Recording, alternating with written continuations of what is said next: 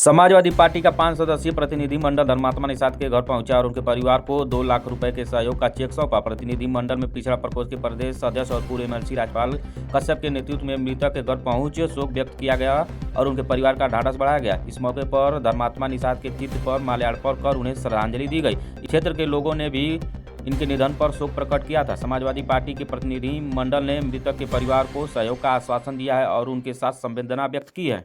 सबसे पहले तो हम समाजवादी पार्टी के राष्ट्रीय अध्यक्ष माननीय श्री अखिलेश यादव जी का अपने समाज की तरफ से आभार और धन्यवाद व्यक्त करता हूं कि उन्होंने हमारे समाज के धर्मात्मा निषाद जिनकी मृत्यु हुई और उस पर उनके परिवार के लिए 2 लाख की मदद भी करने का काम किया। और हम लोगों को पीड़ित परिवार से मिलने के लिए पहले भी डेलीगेशन भेजा और हिम्मत हौसला बढ़ाने के लिए पुनः भेजा। हमारी पार्टी पहले दिन से इस परिवार के साथ में खड़ी है और जिसके साथ में भी अन्याय अत्याचार होता है उत्तर प्रदेश में समाजवादी पार्टी खड़ी रहती है। और ये तो बगल का योगी आदित्यनाथ का जिला है, बगल का, उनको तो देखना चाहिए, मुख्यमंत्री जी को देखना चाहिए।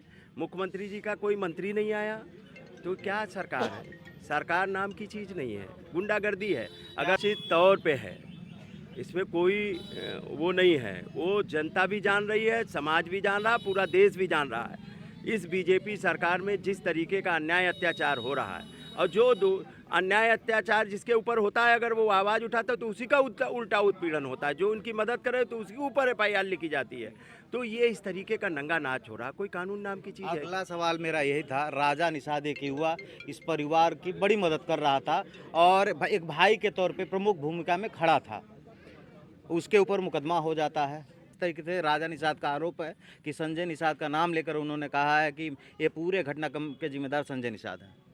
देखिए, कहीं न कहीं सरकार कटघरे में है, मंत्री कटघरे में है, इसलिए उस आवाज़ को दबाने के लिए नाना प्रकार के षड्यंत्र किए जा रहे हैं।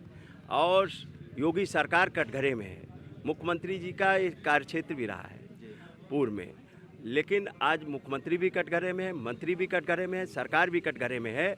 और इसलिए इस पर लीपापोती की जा रही, डराया धमकाया जा रहा है, इनके परिवार को डराया धमकाया जा रहा है, इनकी जो मदद कर रहा है उनको डराया धमकाया जा रहा है, जो इनके सहयोग में आ रहे हैं उनके ऊपर मुकदमे लिखे जा रहे हैं। तो ये तो क्या कानून व्यवस्था है? अगला रोल क्या होगा एक मजबूत विपक्ष के रूप में? एक मजबूत विपक्ष के रूप में समाजवादी पार्टी, मैंने कहा पहले दिन से हमारे जिला संगठन से लेकर हमारे समाज के नेता पहले दिन से इनके न्याय की लड़ाई में खड़े हैं और अंतिम समय तक जब तक न्याय नहीं मिल जाता तब तक इनकी लड़ाई में पूरी मदद समाजवादी पार्टी करती रहेगी। मैं पहली बात तो जो ये कृत्य हुआ है, जो घटना हुई है, ये होनी नहीं चाहिए थी।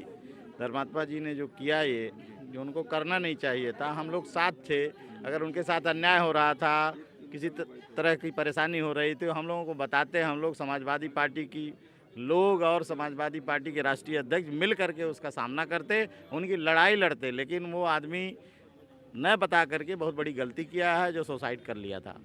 ये नहीं होना चाहिए था। और नौजवान अगर पीड़ित है, मैं राजा से भी कहता हूँ, अगर पीड़ित है तो आ करके हम लोगों से मिलें, उनकी सहायता समाजवादी पार्टी पूरा करेगी। और जो भी नौजवान इस तरह का समाज का कार्य करता है, उसे अगर दबाने के लिए सरकार कोई काम करती है तो हम लोग उसके साथ रहेंगे, पूरी पार्टी हमारी साथ रहेगी। तैयार है। अब भाई देख लीजिए, यही 4 लोगों का नाम जो सुसाइड में लिखा था, एक गरीब आदमी को जो असहाय व्यक्ति था उसके नाम से एफआईआर कर दिया, 2 उनके लड़के और माननीय मंत्री जी का नाम निकाल दिया। तो इस तरह से गरीबों का फंसाने का काम करते हैं। जो इनके मंत्री हैं, इनके लोग हैं, उनको बचाने का काम ये सरकार करती है। और उनके खिलाफ अगर कोई बोलता है तो उसे दबाने का काम राजा निषाद के साथ ये सरकार कर रही है। ऐसा नहीं किया जाएगा। अगर राजा निषाद हम लोगों के संपर्क में आते हैं तो उनकी पूरी मदद की जाएगी। पूरी पार्टी की तरफ से हम लोग उनके साथ खड़े हैं।